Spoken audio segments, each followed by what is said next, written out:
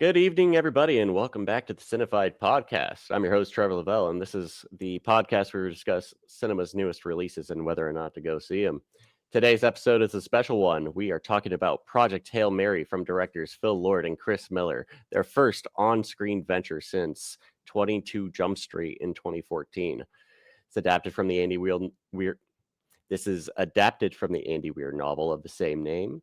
Project Hail Mary stars Ryan Gosling, Sandra Hüller, and James Ortiz, and also comes from us from screenwriter Drew Goddard, who adapted Weir's novel The Martian in 2015 with the Ridley Scott directed film.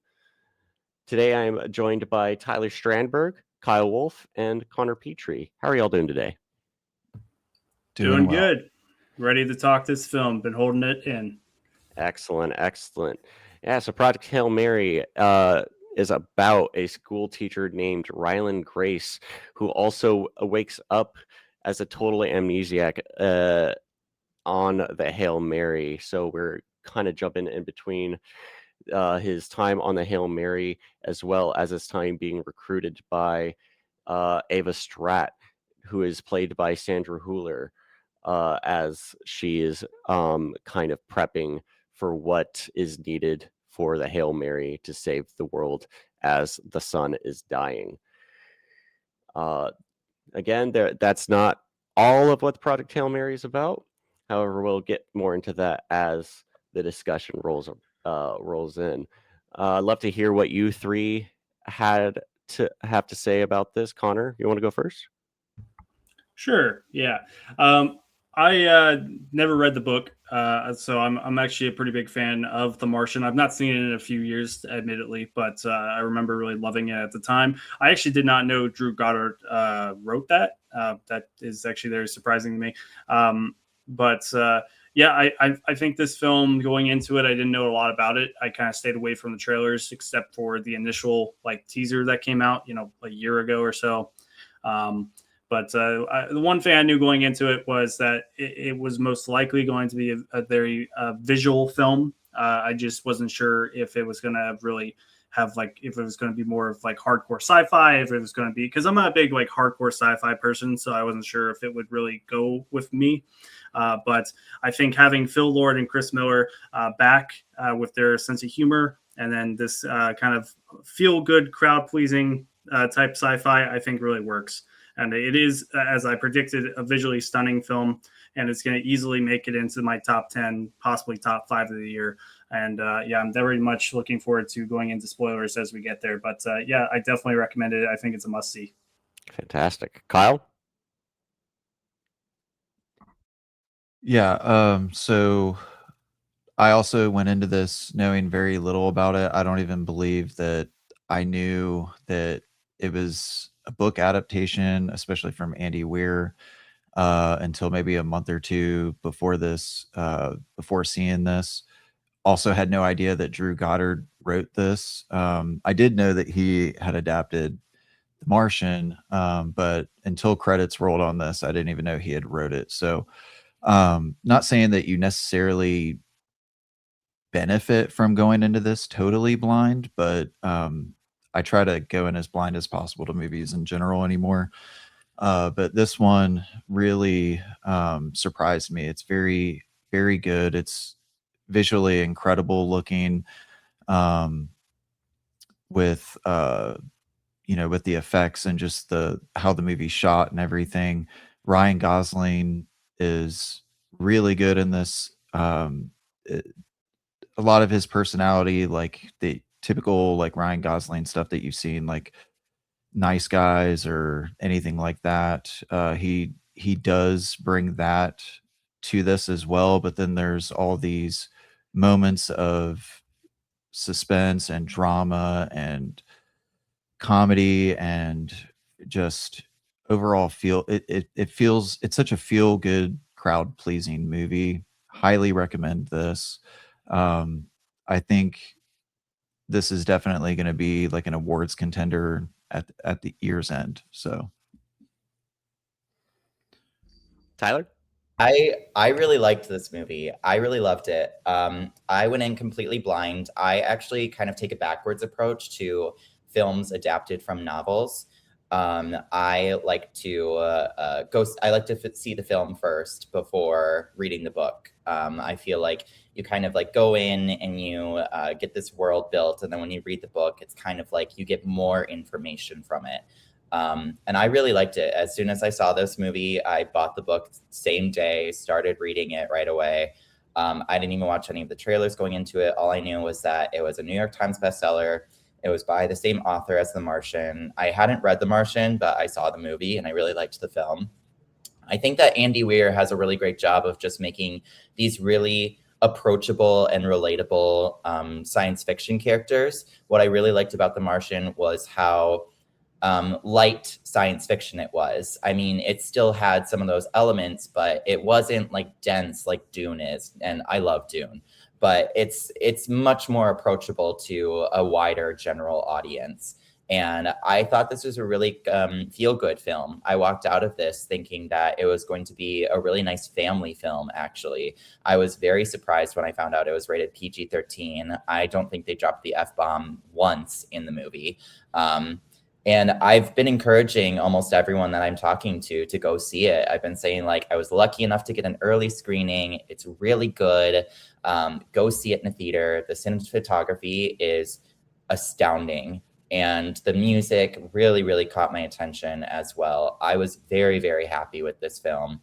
I don't think it's a perfect film, but I really enjoyed it. I agree with Connor. I think this is definitely going to be in my top 10 at the end of the year. I think Ryan Gosling is amazing. We're going to talk about him later, so I don't have to cover that yet. But I loved this movie. I really liked it. I hope that it gets a lot of success. Oh, yeah. Feeling the same over here. Kyle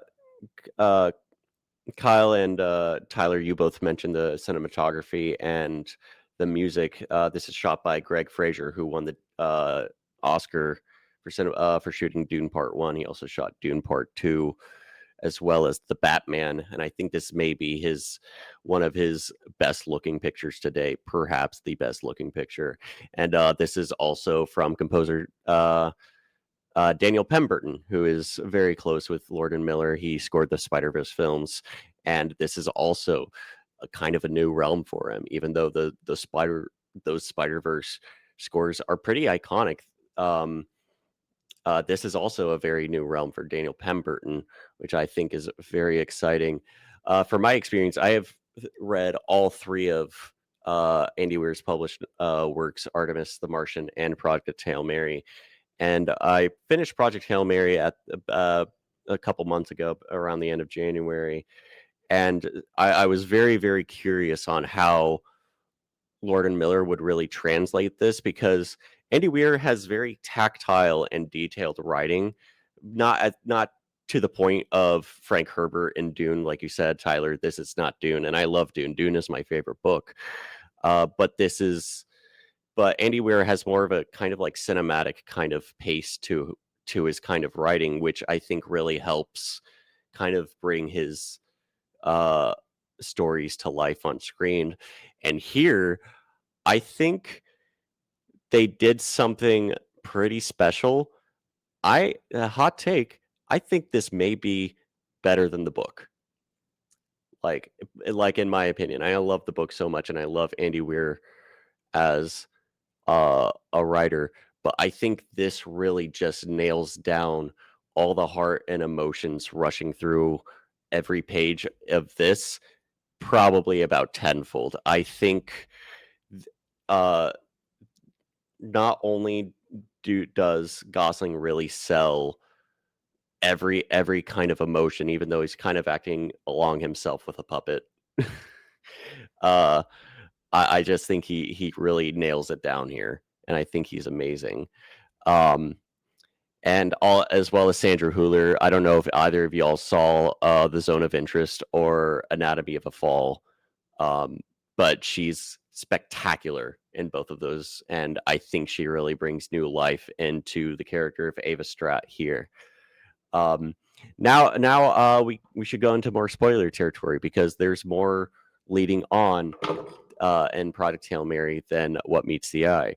Around the end of the first act, the Hail Mary is hailed by by another intergalactic ship traveling through the cosmos, and here you get another intelligent being who is just a rock.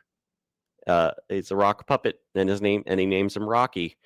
And so you kind of get this thing that reminded me of Arrival a little bit, to where they're really trying to understand each other's linguistics and the machination of each other's language. I thought that was super cool, as well as Rocky as a character, functionally, like physically, writing wise, and functionality. I think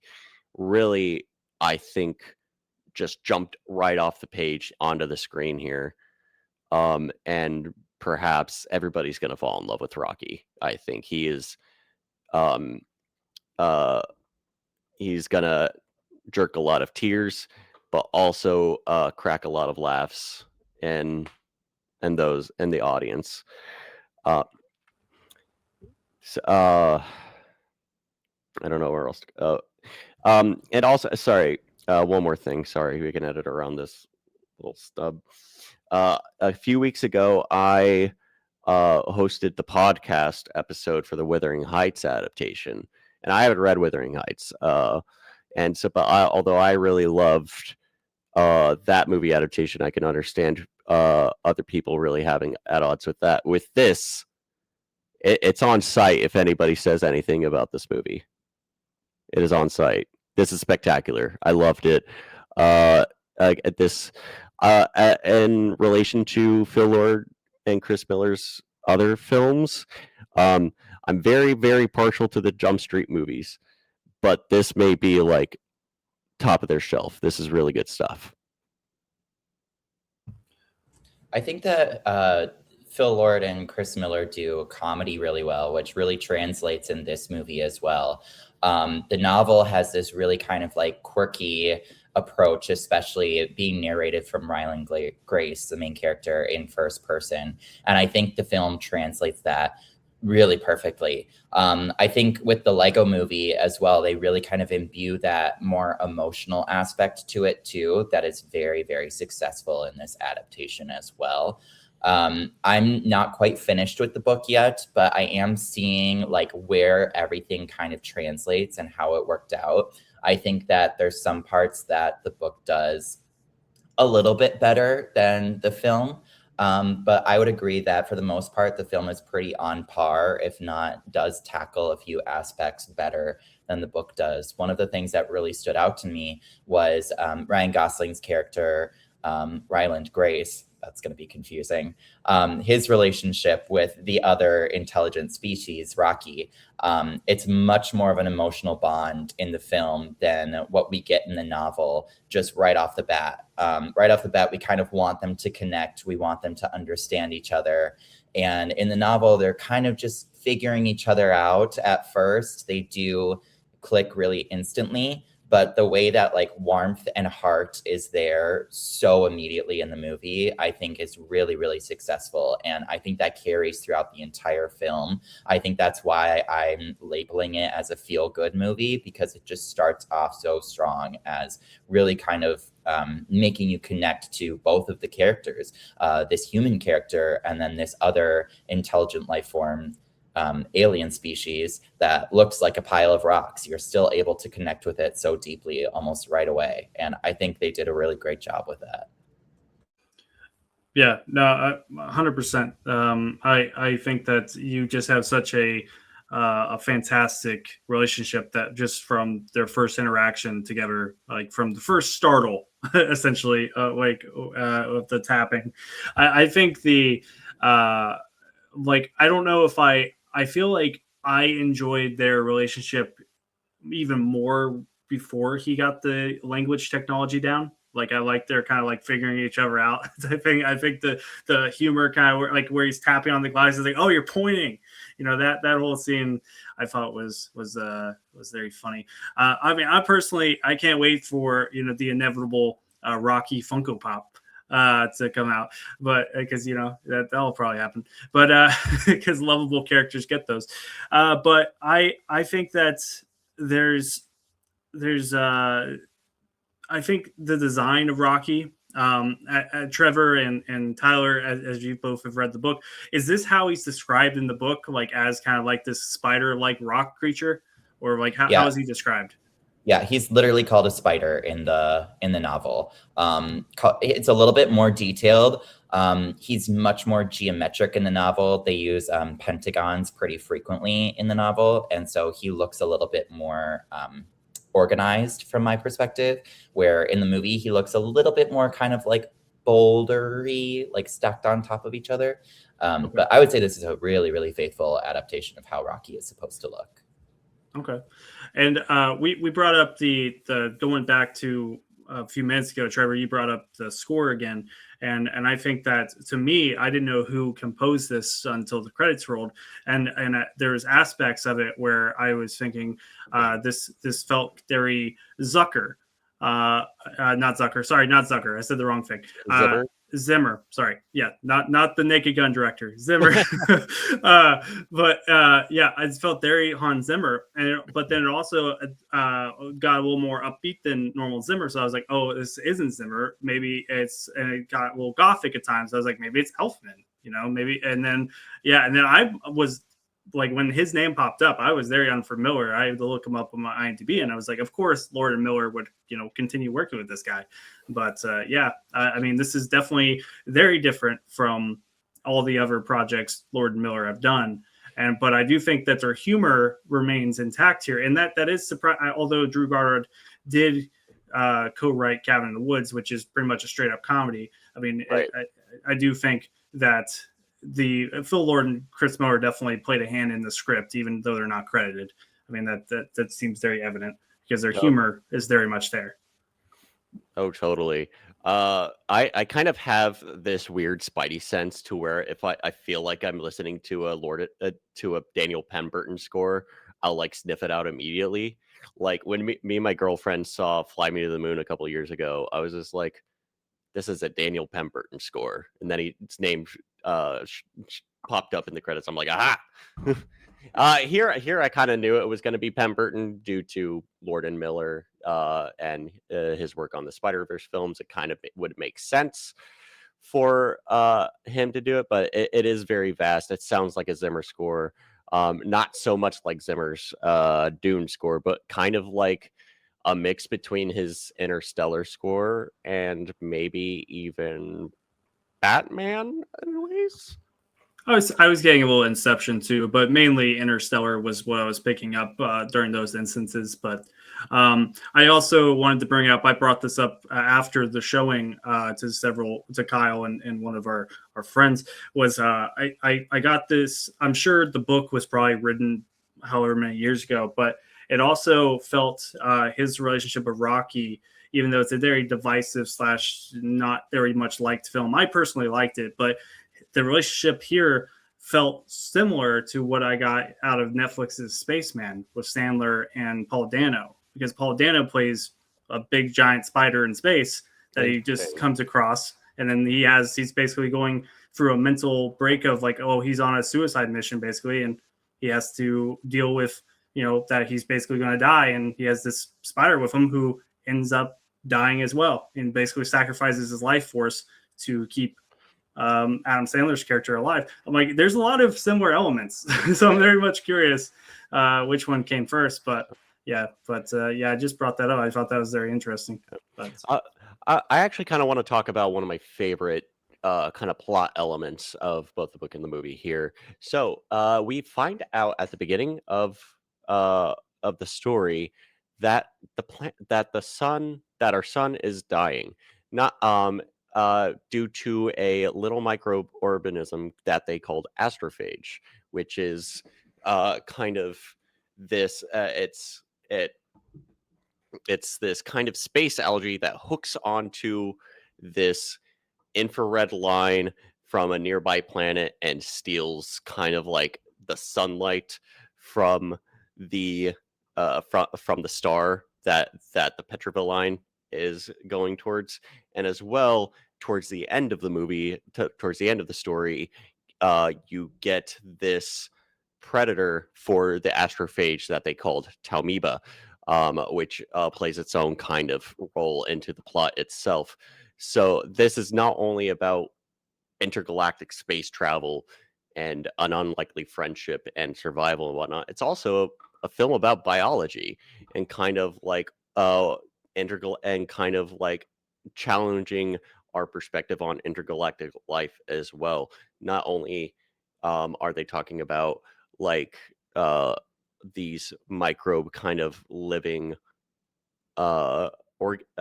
organisms, but they're also talking about kind of questioning, can life be based off of water or can it be based off of something else? Because there's a whole thing about them bringing in Ryland Grace because he wrote a paper in school about how there's a possibility that there is life that does not need water to survive, which I thought that was an amazing kind of plot thread that I feel like is maybe elaborated more in the book, but I thought was pretty cool in the novel here in the movie, even though it was kind of pretty fast on. What did y'all think about that?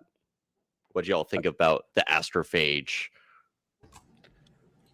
I thought it was cool how they kind of bring that full circle with them. In the beginning, you're introduced to his character and how he's brought into the project due to this paper he wrote in college, and like how they explain it, how it works, even how it looks visually in the movie is really good, and it's like not overly sciencey to where like you feel like you need a biology degree to understand it, so that's good. So I mean, yeah, I thought it was cool. I thought they did it pretty well. It made sense to me. Yeah, it kind of reminds me of the way that The Martian kind of feeds information about botany in that kind of story. Kind of like not too complex, but easy information to digest, to understand what the characters need to do and how it's going to affect the plot later. Yeah, I'd agree. It was pretty easily approachable. I just want to bring up one thing. Apparently, this word has Greek roots and it means sun, eating the sun. So it should be pronounced astrophagy, but Astrophagy. I'm just saying, just a personal little Wow. pet peeve of mine. But I really liked how in a lot of sci-fi movies we see this alien species as another intelligent life form. And I thought this was really interesting to introduce this alien species as almost like a bacteria or a mold, like a fungus. Yeah, Like it's not an intelligent life. Yeah, the book uses the analogy of like algae. Yeah, and I thought that was really clever. And then that's what the predator of astrophage ends up being as well. It's just like another kind of microbe, which I think is a really cool introduction in that like there are probably tons of other species throughout the galaxy that are not intelligent life forms. And I thought that was really cool. I like it. I don't really have much to add. Not a problem. What did y'all think of Sandra Hüller, Ava Straw as a character? Because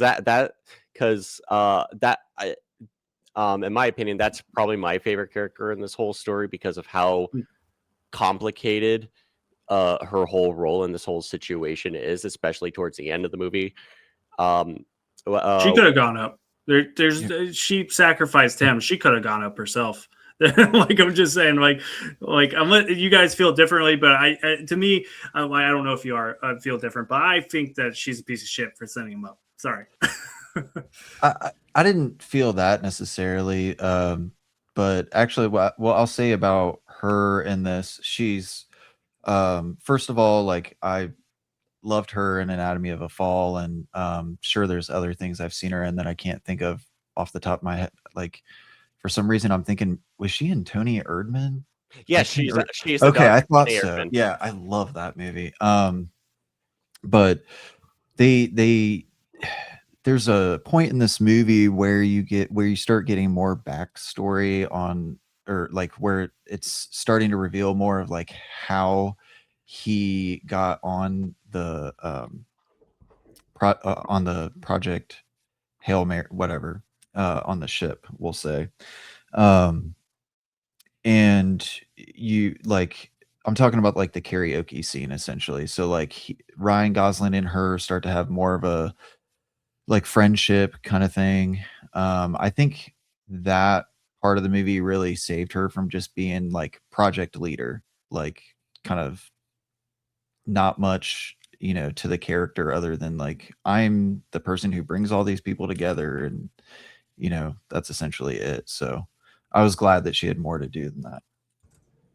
Yeah, she is very cold in the novel. She is very strict, matter of fact, does not kind of care what people think one way or the other. She has her mind made up and she is going to do things her way. And I think that Sandra Hüller did such an amazing job portraying that emotional detachment from her character. And so at the very end of the film, when she makes that decision, I was not surprised. And it really, I mean, I was in the sense that like, I didn't think that's what she was going to do, but like, I wasn't in the sense that I was like, that makes so much sense. There's a line that I just read today in the novel where I've been annotating as I've been reading along. And one of the notes that I made is that she is the ends justify the means. Like she will do whatever it takes in order to get to the results that she is desiring. And she has one specific line in the novel where she says, I don't care about morality. I care about saving humanity. And I think that really sums up the choice that she makes for Ryland Grace at the end of the film so much more impactful. And it makes her such this complex character that is so interesting to try to figure out where she's coming from throughout the entire film. And I walked away blown away by her as a character, Sandra Hüller as a performance. I think that, I know we touched on Academy or Oscar hopefuls very, very briefly. I'm not making any predictions. I'm saying that if I was a voting member, I would definitely put Ryan Gosling in my Best Actor lineup. But Sandra Hüller would, as of right now, based off what I haven't seen, she'd be making my Best Supporting Actress lineup as well. And I think when it comes time for, critics voting at the end of the year, she'll probably be on my ballot. I really liked her as a character. Kyle, you brought up the karaoke scene. I actually feel like that is kind of nailing what Strat is as a character here. Is like she's a strict, cold person, and when she goes up on that stage, she sings a verse and then the chorus, and then she's out. She's like, "That's all you get." And I think that's very interesting. Like, this is a character that I feel wants to show her humanity, but really feels like she can't afford to with the stakes at hand. So like she's keeping herself in check almost. The balance, or not the balance, but I think it just gives credit to her performance and her as an actor, that when you're seeing, like, as her character throughout the movie up until these layers start to come in with her and Ryan Gosling talking like outside on top of the ship, like drinking coffee or whatever, and then like the karaoke scene, like it may have startled or like kind of thrown people off because she's been so cold up until then. So I think that helps with that she can make you not feel like that. Like, yeah. And then I don't want to call her this, but I don't know her name, but the AT&T girl, I thought her accent threw me off because I didn't expect her to have such a strong accent for the role. But she was born in the Soviet Union. Oh, okay. Yeah. Her I'm pretty sure her parents immigrated over here when she was very little. But yeah, I was like, hey, that's Lily. That's the AT&T girl. We also see Lionel Boyce from The Bear in a few scenes towards the beginning, as like a friend helping Ryland Grace out in the beginning. This character's not in the book, but it was like so fun to see him outside of the bear. I'm like, oh, it's Marcus. He has He an is, expense like, account. very briefly. He's not as big of a character in the book as he is. Are we in the talking movie. about the guy that? Well, it's like Connor said. Is he the one who's like, "Do we have an expense account?" And he was like, "No." And then he's like, him. "But I do." Okay, Yeah. okay. That was him. Yeah, he was. So he's not even in the book. He is very briefly. Very briefly. Like, Okay. he's literally just kind of like, as Grace is working on researching astrophage, he's being watched by different guards, and he brings him up pretty frequently. He's like, I like that guard, and mentions him here and there. He is called by the name that he is in the movie too. Yeah. So they don't just but buy not as big of a character in the book. They don't buy Skittles in bulk. Sour Skittles, not Sour just Skittles, Skittles. my bad. Sour Skittles. And then show a bunch of guards eating them. But I think that's a good example of one of the things that translates really well to the film, that both in the screenplay and from directors here, is that they're able to take such this small character and really kind of make it impactful Memorable. in the film and really make a difference. Tyler, you were bringing up some Oscar hopefuls. I think this has a really, really good shot at production design, because this is one of the most tactile science fiction movies we've gotten in a long time, and that's not including the Villeneuve Dune adaptation. That's kind of like going back to like even past. This feels even more detailed and tactile than Christopher Nolan's Interstellar, and I feel that's a really big statement. But you get so many of these mechanisms in the Hail Mary, including the two stage centrifuge, which I was so glad they kept from the book. But I just thought the way everything functioned and looked, and how it looked around Gosling and the puppet, I thought was just spectacular. It's probably my favorite part about it. I think it gets the detail and all the tactile work from Andy Weir's words really, really well. I also appreciated that they like went with there's no sound in space. Like, so the scenes where like it just adds to the suspense of the movie, because like I was telling Connor after, I was like there was several moments in this movie where I was like on the edge of my seat, or like kind of terrified for the character. Like some of the shots in space and just like the vast nothingness looks beautiful, like shot beautifully, but freaking terrifying too. I really liked the use of the centrifuge in the movie. It was a little bit hard for me to picture as I'm reading the book, but basically they're using it as this artificial gravity, and I thought it was really cool in the cinematography, seeing the lens kind of shift as the artificial gravity like starts to come into effect. It was such a good like visual cue of like, oh, he's going from free floating to now he is grounded, like he has gravity on the ship. And it was such a clever use of the cinematography in this film. It really blew my mind. I mean, with it also being Greg Fraser too, it reminded me of those the beginning of Dune Part 2, where all those guys are launching off the rocks. For some reason, it reminded me of that. No, it has similar vibes. Yeah, I agree. I'm trying to think of what else to touch on. My favorite shot, like that I just like, because Kyle and I didn't. I don't know what format you guys saw it in. We did not get it see it in IMAX or XD. It was just a standard screen. But I mean, just the way it is presented, even on a standard screen, like the shot where he's like outside the ship, and it's like this the purple. It was very much like he was alone in the abyss of space, but it wasn't just pure darkness around him. It was like you had the glow of all the particles.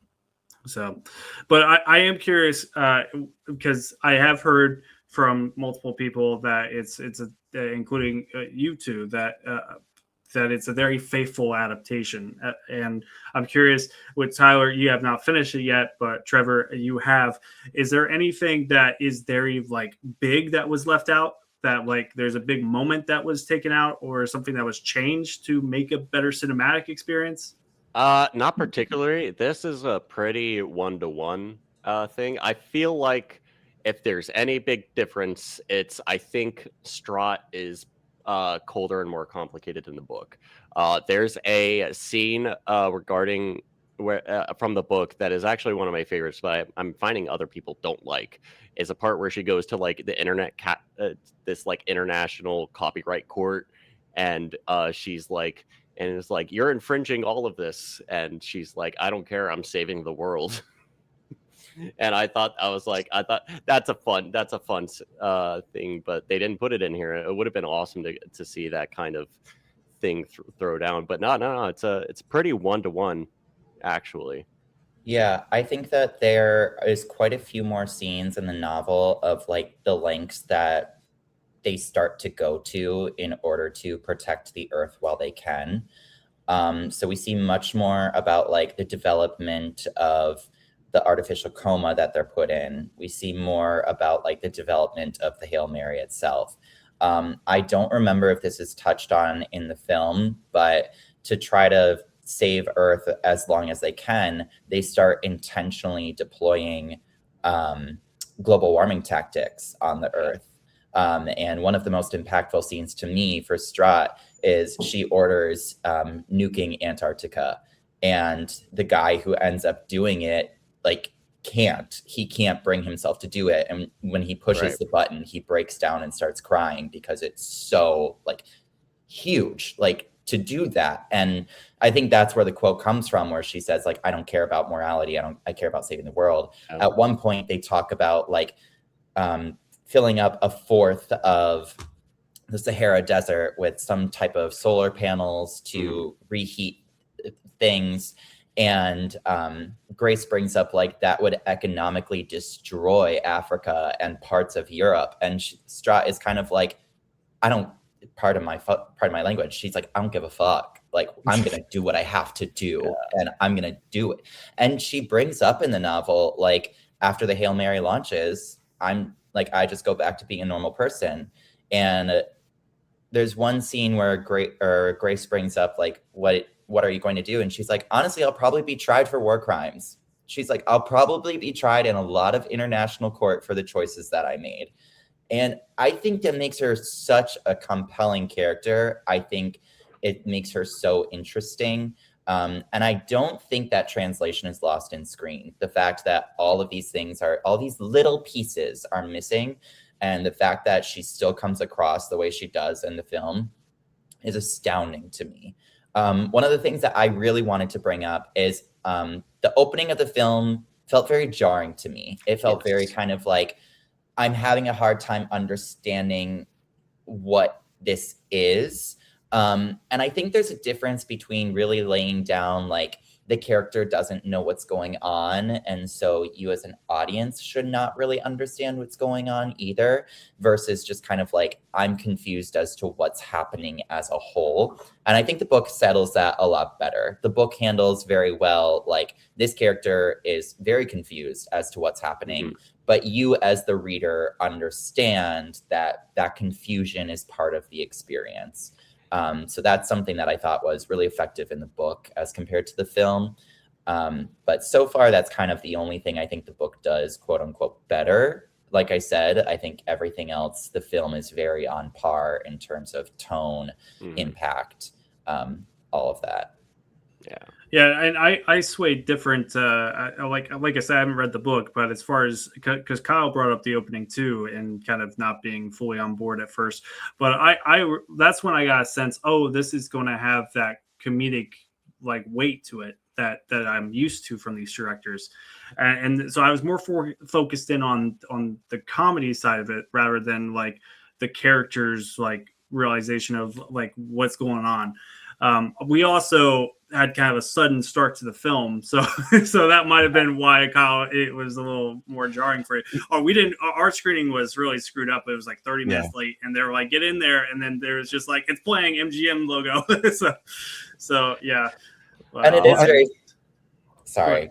I was just gonna say, I think when I thought about it after, like, why did those first, for me, like I think it was like the first 20 minutes felt so jarring to me, is because like, like I like what Tyler said, like the character doesn't necessarily know what's going on, so like you as an audience are really not supposed to know what's going on. Like you're kind of living it with him or experiencing it with him. But I think it's the unexpected comedy elements of that, like how kind of like it comes across as like he's not taking it very serious. So you don't like it. It just kind of messed with me, I think, is what I think that was, at least for me. But again, it finds its groove. At least it did for me, like 30 minutes into the movie.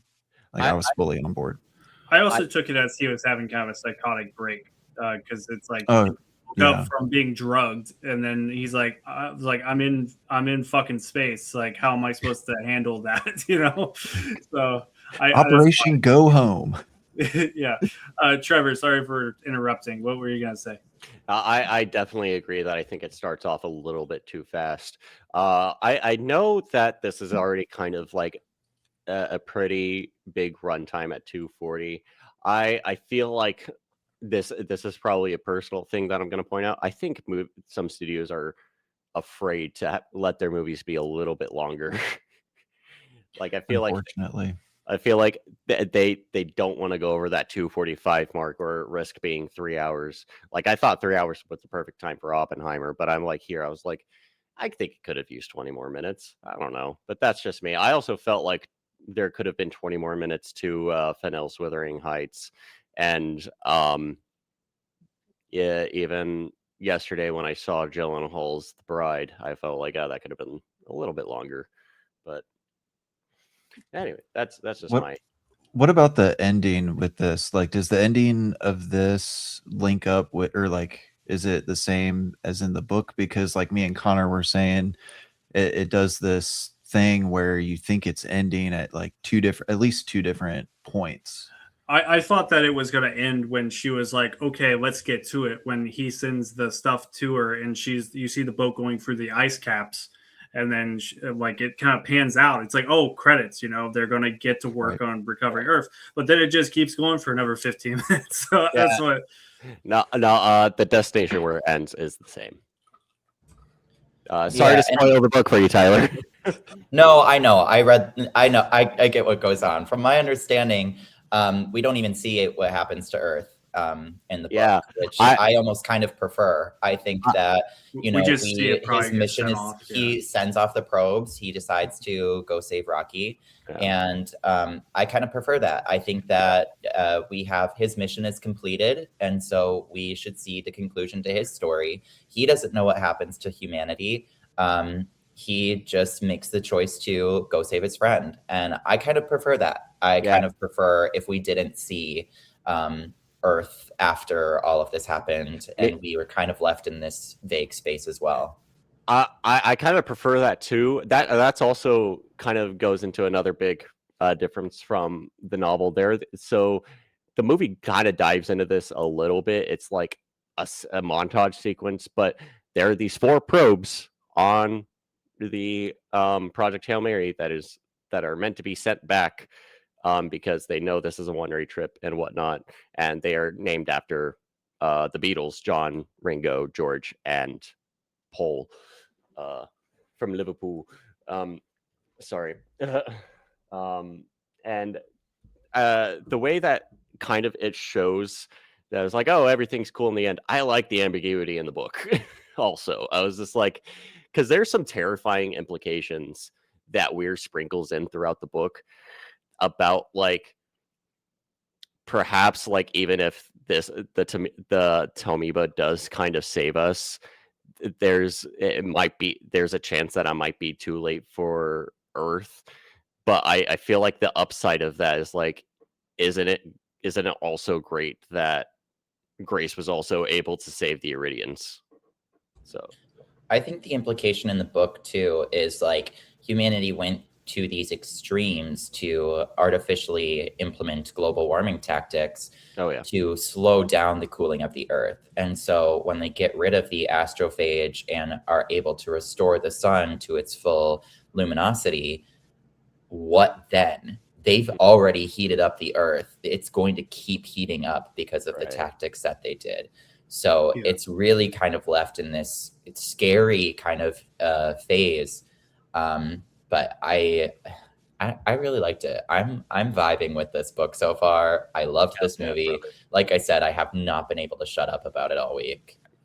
The last And thing sorry, and I am curious with the ending, because the ending is my only issue with the film, to be fully honest, because I didn't like that it ended on kind of the comedic beat of like the school children version of the they're called the Aldrians. Iridian. Iridians. Shit. Iridians. And but I didn't like that comedic like close of the film. And then but I also was like, because he mentions that he's like, I will talk to Adrian about like warming it up. So are they on the planet of Adrian there? Like, because that's not the home planet. Like, so I was confused by that. And then it also felt like a digital thing that he was living in. So it felt kind of like the screen that was on a ship. But yeah, I was kind of confused by the final moments. So there. Sorry, it's like it's like a little biome that they made for him to survive in. And Adrian, he was referring to his mate that they named the planet after. Oh, okay. Yeah. Was that what you were going to say too, Tyler? Yeah. Well, I think what they do so well is that he is passionate about his work as a school teacher. He loves teaching the next generation. And so I think to end on that note, in that he was able to save Rocky and the Iridians accepted him and built this whole biosphere for him. And he's still a teacher. I think we see in the movie a lot too, things that the Iridians know scientifically that humanity does not, and things that humanity knows that the Iridians do not. So they're able to kind of like cross share that knowledge, and having, I think, Grace as a teacher to the next generation of Iridians is just like a really nice capstone to his character, in my opinion. And also he gets to share knowledge of radiation. That I think there's a really awesome point where it's like the Iridians have no understanding of radiation. I was like, that's wild to me that they just haven't figured it out yet. I thought that was super cool. Yeah, well, and then also at the end, there's that moment where Rocky's talking to me. He's like, they found a way to get you back to Earth, like, and he's like, can I think about it? And then it ends with like him showing him like teaching the class of younger Iridians. And when Connor, I, and a friend were talking about it after, they were pointing out, it's like, well, yeah, I mean, he's kind of got nothing. There's nothing for him to go back to. So why would he go back? Right. So I thought, I don't know. I was like, oh yeah, okay, that makes sense. So, but I'm still with Connor. Like I wasn't necessarily super thrilled with them ending on a comedic, silly note, but it didn't ruin the movie by any means or take away from its impact. Well, we are running a little bit out of time here, so we should go around and see if this is a full bag, half bag, or the spilled bag for y'all. Connor, you want to start? Want to give some final thoughts? Yeah, I as we've kind of gone over, I mean, I've only brought up really one flaw, and that's the ending. And the ending, like Kyle said, it doesn't mess up with my perception of the film as a whole. I think it's a visually stunning film. It's a $150 million budget, which seems like a lot of money. But when you look at the budget that they're giving to films like Marvel's giving to films that look not even close to half as good as this, or Netflix is giving to films like Red Notice, and like stuff like that. It's like, this is a $150 million film that utilizes every dollar, it feels. It's just a stunning film. And I think I'm very curious to at least attempt to read the book. I'm not much of a reader, but I plan to continue to try to, especially with adaptations, because I like to kind of see the differences. And yeah, this one I'm definitely looking forward to giving it a chance. But for those that have not read the book, like myself, I think that this is a really good sci-fi film, and I don't think it has definitely some dark moments in it, but for the most part, it's a very crowd pleasing film that I think is definitely worth seeing in the best format you can in the theaters. And it's a must see. It's a full popcorn. Kyle? Yes. So it's a full popcorn. It's a really fun time at the movies. Agree with Connor. Go see it in the biggest, best format you can. The 2 hours and 40-minute runtime flies by. Crowds are gonna love this movie, and even if you're not a big sci-fi person, you're gonna have a blast with this movie. The friendship element alone in this movie is so interesting and just draws you in. It looks incredible. This is definitely almost, I guess I'll say almost assured to get a cinematography nomination, as well as a Gosling nomination. Loved it. Go see it. Tyler? Yeah, this is a full popcorn bag for me. I really loved this film. I think that we've all said it's going to be a huge crowd pleaser. I want to add on to that. I think this is a great family film. I think that a lot of kids of all ages can go see this, probably like older elementary school. Obviously you can't take your young kids to go see it, but I think it's a really fun film, really emotional, really has an impact. I like the light science fiction. So if you're not a big sci-fi fan, you can still go into this and see it and understand it without being too overwhelmed. But there is part of that like fun world building aspect that's involved as well. I'm super happy with this. If you don't like reading, check out the audiobook. That's what I've been using a lot to read it as well. Yes, very especially with Ray Porter's narration. Very fun experience. Yeah, I love this film. I think this is easily going to be one of my top 10 at the end of the year. I'm looking forward to hopefully seeing it get a few nominations. I think it's going to get for sure a cinematography and a production design nomination. I'm really hoping Gosling gets in. I'm really hoping Hewler gets in. I'm praying that it gets a Best Picture nomination as well. I haven't seen what else this year has in stock, but this one it really meant a lot to me, and I'm excited to see it again.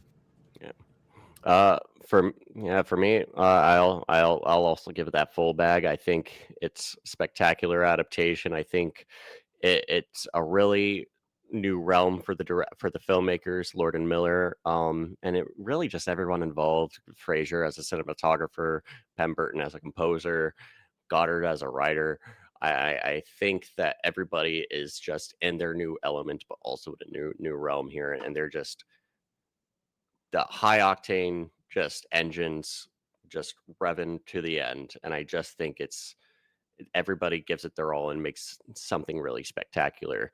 And Andy, I don't know if you're ever gonna listen to this podcast. I love your books, but man, you just need to write movies.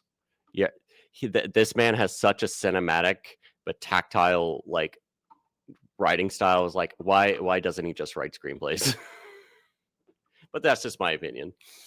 Anyways, all right. Thank you everybody for joining us for the Cinefied Podcast. All around table, full bag popcorns from everybody here for Project Hail Mary out March 20th here in a couple weeks. We hope to see you guys next time. Thanks for stopping in and listening.